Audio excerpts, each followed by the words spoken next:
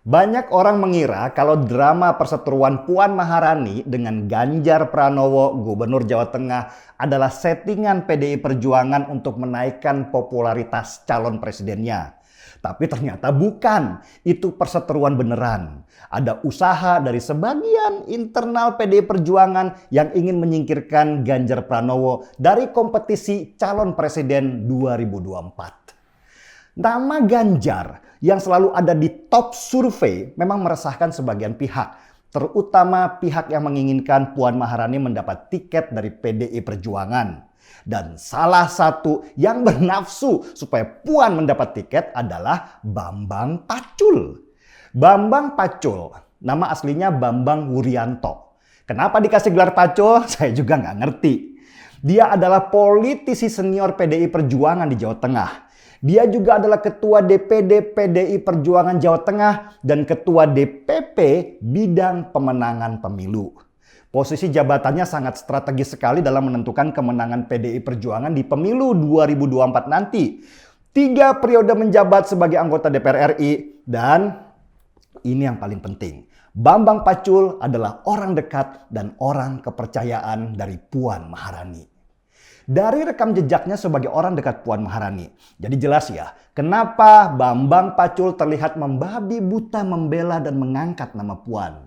Dan batu sandungan Bambang Pacul ya cuman Ganjar Pranowo yang namanya selalu ada di setiap survei yang dilakukan oleh banyak lembaga. Bambang Pacul ingin Puan yang dapat tiket, bukan Ganjar Pranowo. Tapi jualan nama Puan Maharani juga nggak mudah. Nama Puan di setiap survei selalu ada di posisi bawah, sedangkan Ganjar Pranowo selalu ada di posisi atas. Elektabilitas Puan berdasarkan banyak survei hanya berkisar 1-5% saja. Sedangkan elektabilitas Ganjar bisa mencapai 17-20%. Inilah yang meresahkan Bambang Pacul dan timnya. Bagaimana caranya mengangkat nama Puan Maharani supaya dikenal dan dipilih oleh banyak orang? Sesudah ngobrol sana, ngobrol sini, akhirnya Bambang Pacul menemukan ide yang sangat cerdas. Puan harus digandengkan dengan orang terkenal supaya dia bisa dipilih oleh masyarakat. Dan dari situlah ide teh botol sosro keluar. Buat Bambang Pacul, Puan adalah teh botol sosro yang terkenal dengan iklannya. Apapun makanannya, minumnya teh botol sosro. Apa sih maksud Bambang Pacul dengan teh botol sosro itu? Maksudnya gini, siapapun nanti capresnya, Puan Maharani adalah wakilnya. Mau capresnya Prabowo kek, mau Anies kek, Airlangga kek, Caimin kek, pokoknya PDI Perjuangan akan menawarkan Puan sebagai calon wakil presidennya. Itu maksud Bambang Pacul yang kelihatannya sudah frustasi banget menjual nama Puan sebagai calon presiden. Puan hanya sebagai wakil. Jujur, meskipun bukan warga PDI Perjuangan, saya kok merasa terhina ya dengar pernyataan Bambang Pacul ini. Ketidakpercayaan Bambang Pacul terhadap elektabilitas Puan Maharani secara nggak sadar membuatnya merendahkan PDI Perjuangan.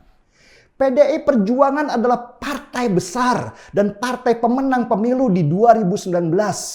PDI Perjuangan punya 128 kursi di DPR RI di atas Golkar dan Gerindra. Dengan gandeng satu partai suara yang kecil saja seperti Demokrat lah contohnya. Maka PDI Perjuangan sudah berhak dapat 1 tiket untuk mencalonkan pasangan Capres dan Cawapres di 2024. Masa dengan suara sebesar itu PDI Perjuangan cuman pede dengan jabatan wakil presiden? Aneh kan? Masa capresnya AHY dan wakilnya Puan? Atau capresnya Caimin dan wakilnya Puan? Di mana kebanggaan dan kehormatan PDI Perjuangan? Pernyataan Bambang Pacul dengan analoginya teh botol sosro itu menghina Puan Maharani dan PDI Perjuangan sendiri. Bambang Pacul memandang rendah kekuatan PDI Perjuangan yang sudah melahirkan generasi hebat seperti Joko Widodo sebagai presiden 2 periode. Masa periode berikutnya PDI Perjuangan cuma dapat kursi wakil doang? Bukannya naik, PDI Perjuangan malah turun hanya gara-gara memaksakan Puan Maharani menjadi calon wakil presiden. Warga PDI Perjuangan pasti nggak akan setuju lah dengan konsep Bambang Pacul itu. Pilpres buat partai-partai adalah masalah kehormatan. PDI Perjuangan selama 2 periode ini mendapat tempat terhormat dengan adanya Jokowi sebagai presiden 2 periode dan sebagai partai pemenang. Kalau next periode cuma dapat kursi wakil doang, percayalah suara PDI Perjuangan di pemilu legislatif bisa anjlok karena kepercayaan diri pemilihnya menjadi berkurang. Sudah cuma jadi wakil, partainya bukan partai pemenang lagi. Kerusakan yang ditimbulkan Bambang Pacul ini bisa jadi sangat serius dan susah membuat PDI Perjuangan ke depannya bangkit lagi. Seharusnya PDI Perjuangan bangga dong karena ada salah satu kadernya yaitu Ganjar Pranowo selalu ada di posisi atas dalam setiap hasil survei. Gak ada kader PDI Perjuangan lainnya. Prabowo dan Sandiaga Uno dari Gerindra. 2 nama lain seperti Anies Baswedan dan Ridwan Kamil adalah calon non-partai. Mana lagi kader PDI Perjuangan yang elektabilitasnya tinggi seperti Ganjar Pranowo sekarang. Ini hitung-hitungan rasional loh ya, bukan emosional. Kalau memang Mbak Puan elektabilitasnya kurang dan susah dijual ke publik sebagai capres, ya mending fokus ke pemenangan kursi di DPR lagi. Presidennya Ganjar Pranowo dan ketua DPR-nya Puan Maharani. Oke kan? Dengan begitu, PDI Perjuangan bisa memainkan ritme yang lebih leluasa untuk membangun Indonesia, meneruskan tongkat estafet yang sudah dibangun Jokowi dengan susah payah. Terus, apa misalnya kalau Puan jadi cawapres, dia pasti menang? Ya enggak lah. Anggap saja misalnya PDI Perjuangan melirik Prabowo sebagai calon presiden dan Puan sebagai wakilnya. Kartu mati sudah. Prabowo sudah terlalu tua dan dianggap mewakili generasi lama. Dan Puan susahlah diangkat untuk menarik simpati pemilih. Lawannya gimana? Anggap saja ada Anies Baswedan pasangan sama AHY. Selesai sudah. Yang milih Prabowo Puan cuma orang partai mereka saja. Sedangkan pendukung Jokowi bisa-bisa golput lah. Males mendukung kartu mati. Militansi mereka pasti jauh berkurang karena kandidatnya nggak banget. Sedangkan di pihak seberang, militansi mereka makin kuat karena potensi menangnya semakin besar. Dan hasil akhirnya kalah.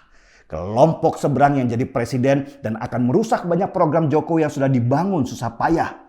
Bayangkan gimana perasaan Puan dan PDI Perjuangan. Sudah posisi cuman wakil, kalah pilpres lagi. Itu seperti sudah jatuh pakai acara ketiban tangga lagi. Dengar-dengar Bambang Pacul sudah dipanggil Ibu Megawati karena kasus rekaman bocor yang bilang Puan itu ibarat teh botol sosro. Bu Mega pasti marah besar melihat situasi yang menuju ke arah kerusakan besar PDI Perjuangan seperti ini. Mendukung sih boleh-boleh saja, tapi mbok ya yang rasional. Lihat hasil survei dari lembaga survei yang kredibel sebagai patokan dari suara rakyat. Dan jangan memaksakan sesuatu yang sulit dilakukan. Tempatkan semua sesuai proporsinya. Jangan berlebihan. Hari ini saya nggak ngopi. Untuk menghormati Bambang Pacul dan Mbak Puan Maharani, saya harus angkat secangkir teh tawar. Kenapa tawar? Karena minuman dalam botol itu gulanya kebanyakan. Kalau terlalu sering diminum, badan jadi bengkak nggak karuan dan bisa jadi kena diabetes karena terlalu sering mengkonsumsi sesuatu yang manisnya kelewatan. Penyakit bisa dicegah, jangan sampai nanti kita sibuk mengobatinya. Setuju? Angkat teh tawarnya.